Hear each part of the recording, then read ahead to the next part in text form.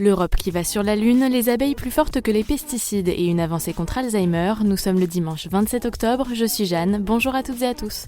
Voici votre concentré d'actualité scientifique sélectionné par Maxi-Science. La différence entre l'homme des cavernes et nous, c'est le résultat de la science. Et ce n'est pas une opinion, c'est de la science. Notre monde n'est pas si moche. C'est officiel, la NASA travaille avec l'Agence spatiale européenne pour renvoyer l'homme sur la Lune dans la prochaine décennie.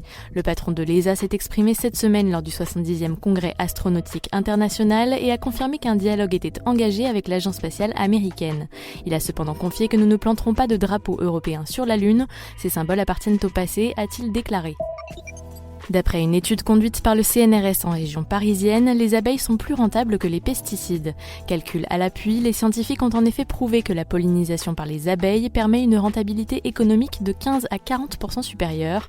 Comme le soulignent les experts, les pesticides n'augmentent pas suffisamment la production pour compenser leurs coûts. Bonne nouvelle dans la lutte contre la maladie d'Alzheimer, des chercheurs annoncent avoir réussi à diminuer certains troubles cognitifs. Leur laboratoire a mis au point un médicament qui aurait amélioré de l'ordre de 27% les troubles de la mémoire, du langage et de l'orientation spatiale.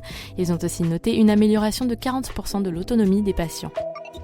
Pour finir, un incroyable cas médical qui nous vient d'Écosse. Une touriste américaine a découvert qu'elle était atteinte d'un cancer du sein en visitant la salle d'un musée d'Édimbourg.